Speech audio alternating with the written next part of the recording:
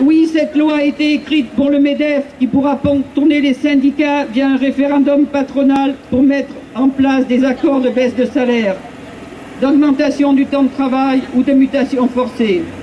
Oui, cette loi a été écrite pour le MEDEF qui a obtenu de pouvoir négocier avec des salariés non syndiqués dans les entreprises de moins de 50 salariés et de réduire le nombre de représentants du personnel et leurs moyens d'action dans les autres. C'est clair, nous sommes en état de légitime défense. Si l'opinion publique est avec nous, c'est que tout le monde est attaqué. La hausse de la CSG pénalisera financièrement les retraités et nombre de salariés du public comme du privé. Elle remet aussi en cause le financement de la sécurité sociale, donc de nos droits à la santé. Plus de 150 000 emplois aidés risquent d'être jetés au chômage alors qu'ils accomplissent des tâches indispensables qui nécessiteraient au contraire des recrutements dans un cadre statutaire, dans le public ou dans le secteur conventionnel pour le privé. Et le gouvernement annonce de nouvelles attaques contre les retraites et l'assurance chômage. Ce qui est à l'ordre du jour, c'est bien la construction du rapport de force face à l'ensemble de ces projets. C'est pour cela que nous sommes dans la rue aujourd'hui et que nous soutiendrons toutes les initiatives qui vont dans ce sens. Oui, nous serons présents aux côtés de nos camarades retraités le 28 septembre. Et nous serons présents, nous soutiendrons également les routiers le 25 septembre. Le 10 octobre, nous serons aussi dans l'appel à la grève très large pour la fonction publique. Les problèmes posés, emploi, salaire, droits collectifs sont communs à tous les salariés. Afin d'ancrer ces mouvements, nous appelons les syndicats à organiser des assemblées générales, des réunions avec les salariés pour s'informer, pour débattre et décider de l'action efficace pour amplifier ce rapport de force et obtenir satisfaction sur nos revendications.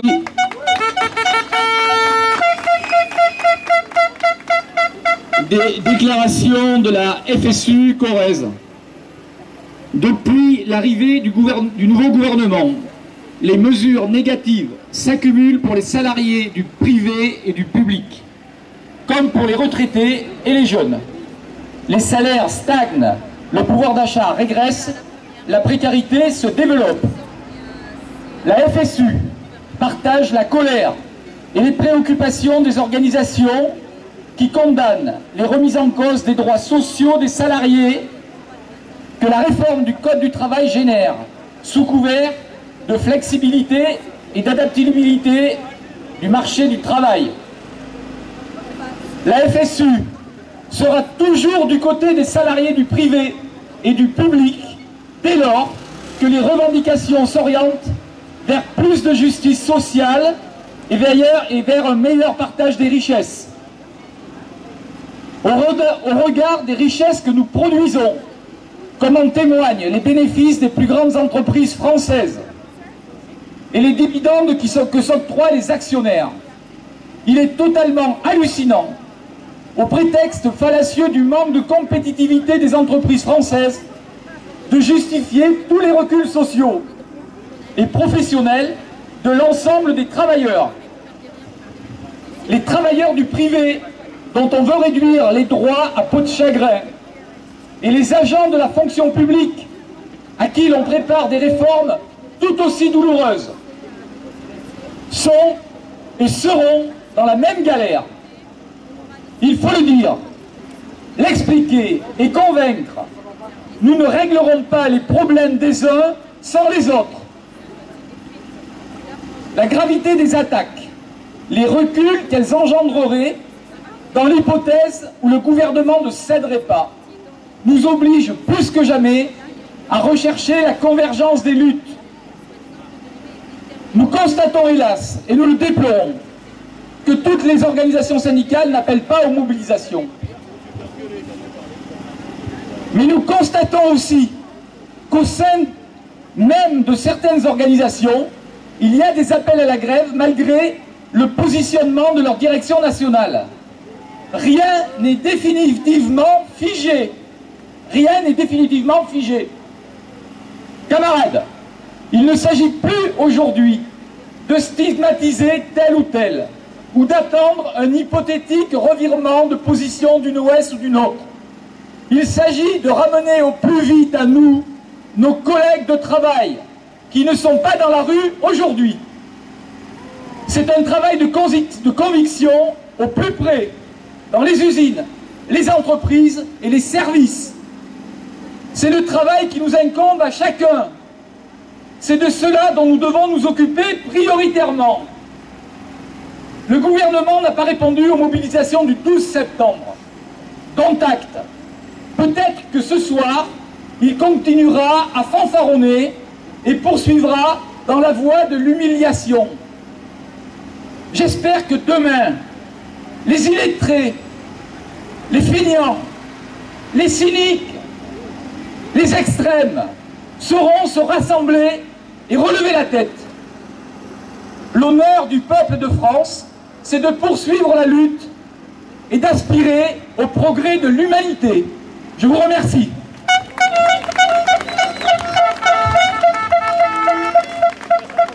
Pour le soutien d'Hubert Corrèze, il est indispensable de riposter contre la loi travail. Les attaques contre les salariés et plus largement contre la majorité de la population n'ont jamais été aussi claires, massives et rapprochées. Que l'on travaille dans le privé ou dans le public, que l'on soit jeune ou retraité, tout le monde en subira les conséquences si on ne réagit pas fortement. Cette politique de Macron et de son gouvernement, sous couvert de nouveautés et de modernisme, est celle du MEDEF et d'un néolibéralisme au service exclusif des capitalistes. On en connaît les résultats. Plus de précarité, plus de salariés pauvres, moins d'accès aux services publics, moins de droits pour se défendre, des conditions de travail dégradées. On veut nous faire croire qu'être des pions sans droit à la merci des décisions patronales ou que favoriser les licenciements serait la solution au chômage, alors que ces mesures ne feront qu'enrichir les plus riches. Il n'y a jamais eu autant de richesses produites, il n'y a jamais eu autant de richesses accaparées par quelques-uns. La journée du 12 septembre a été un succès. Elle n'est pas suffisante. Nous en sommes tous et toutes conscientes. Construire le rapport de force pour gagner ne se fera que par une seule, journée. Cela passera par la conviction des salariés à agir dans la durée et avec force dans leurs entreprises, dans leurs services et leur administration. Et en étant certain que l'unité est indispensable car elle rend plus fort. Et en utilisant les outils collectifs encore à disposition pour s'y opposer. Les assemblées générales pour débattre des moyens d'action, la grève pour bloquer l'économie, les manifestations pour se retrouver dans la rue et montrer notre force et notre détermination. Cette journée participe de notre volonté à construire une mobilisation indispensable si on veut prendre en main notre avenir et affirmer que le droit du travail a une fonction, celle de nous protéger pour garantir la justice sociale. Ensemble dans la rue et dans la grève, aujourd'hui et les prochaines journées. Chers camarades, la démocratie, elle est où aujourd'hui? Elle est où aujourd'hui? La démocratie, c'est aussi la rue. Les congés, c'est dans la rue qu'on les a eus. La semaine de 40 ans, c'est dans la rue qu'on les a eus. Les CE, c'est dans la rue qu'on les a eus. Aujourd'hui, on peut être fiers de nous. Cette journée, à l'initiative de la CGT, FSU et Solidaire, est une première réussite, comme le 12 septembre. Aujourd'hui, je tiens à remercier les camarades de la CFDT ici présents avec nous. On peut les applaudir. Applaudissez-les. L'unité syndicale est importante. On aura besoin de tout le monde. On s'aperçoit que des fédérations de la CFDT, de la CFE, de la CFTC appellent aujourd'hui. On s'aperçoit que tout le monde comprend bien les reculs que sont ces ordonnances. Ils veulent libérer, soi-disant, le travail. Le libérer de quoi? Le libérer des droits des travailleurs. Voilà ce qu'ils veulent. Je vais vous raconter une anecdote. Hier, une anecdote qui fait ce qui se passe déjà aujourd'hui deviendra non seulement la norme, mais en plus légal. Un jeune qui travaille dans une société du bâtiment, moins de 20, sans un DP acquis à la cause du patron est venu me voir. Ce patron, le matin même, lui a dit « Tu es licencié, rentre chez toi ». Ça, c'est ce qui se passait au 19e siècle. Voilà ce qui nous attend. Et vous savez pourquoi il veut se débarrasser de lui? Tout simplement parce qu'il voulait faire appliquer la convention collective. Il voulait qu'on respecte ses droits. Eh bien, on l'a foutu dehors. Le patron le fout dehors. Voilà ce qui nous attend demain. Voilà ce que ce sera. Et on veut nous faire croire que les petits patrons veulent pouvoir négocier. Ils veulent pouvoir négocier quoi? Les reculs sociaux sans arrêt. Et ce garçon-là, qui va être licencié, aujourd'hui, pour l'heure, Simon Prudhomme, il pourra être déménagé. Demain, avec son ancienneté, il n'y aura quasiment rien. Donc on a un jeune qui a juste voulu faire appliquer le travail et la convention collective, qui va être foutu dehors, et demain, il n'aura rien. Voilà ce que c'est la réalité de ces ordonnances. Voilà. Est-ce que c'est ça qu'on veut? Est-ce qu'on peut devenir, au 19e siècle, être payé à la journée? Est-ce que c'est ça qu'on veut? C'est trop fort? Macron attaque de toutes parts. Il attaque le code du travail, mais il attaque aussi les fonctionnaires. Il attaque aussi le statut des cheminots. Il attaque tout. Si on le laisse faire, c'est un recul énorme qui va avoir lieu. Aujourd'hui, nous ne sommes pas encore pas assez. Il va convaincre nos collègues, nos amis, familles, d'être dans la grève. Les taux de grévistes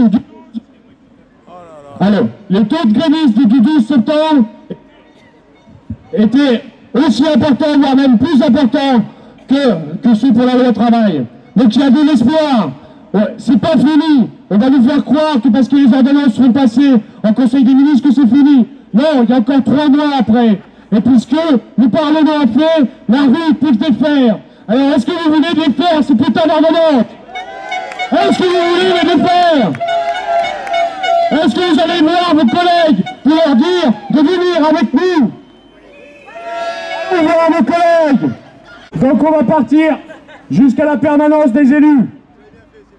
On a une députée à Brive et un sénateur. On sait ce qu'ils sont, donc on y va pour leur montrer qu'on est là et que la démocratie, c'est aussi... Le conseil régional d'Aquitaine, de Nouvelle-Aquitaine, pardon, parce que ils ont voulu la fusion. Alors maintenant, quand on rencontre les conseillers régionaux, bizarrement, ils disent que comme pour les retraités et pour les jeunes à qui on ne fait aucun cadeau. Les salaires stagnent, le pouvoir d'achat régresse, la précarité se développe. La FSU partage la colère et les préoccupations des organisations qui condamnent les remises en cause des droits sociaux des salariés que la réforme du code de travail génère, sous couvert évidemment de flexibilité, d'adaptabilité du marché du travail. La FSU, vous m'entendez bien, la FSU sera toujours du côté des salariés du privé et du public, dès lors que les revendications s'orientent vers plus de justice sociale et vers un meilleur partage des richesses. Regarde des richesses, comment?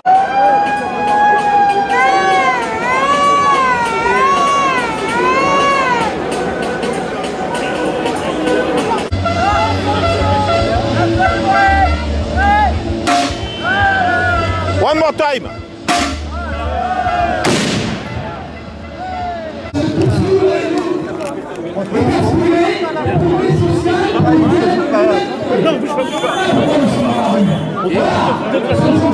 Tu regardes la caméra.